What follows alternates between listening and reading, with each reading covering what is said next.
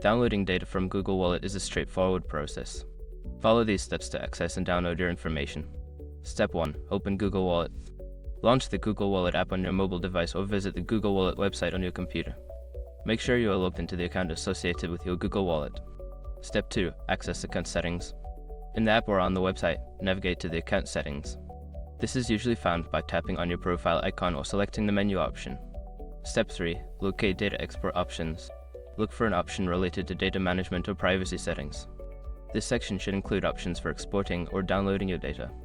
Step 4. Select data to download. Choose the specific data you wish to download. This may include transaction history, payment methods, or other relevant information. Make sure to select all necessary items for your needs. Step 5. Confirm and download. After selecting the data, confirm your choices and initiate the download process. You may receive the data in a file format such as CSV or PDF, depending on the type of information. Once you have completed these steps, you will have successfully downloaded your data from Google Wallet. Make sure to store it securely for future reference.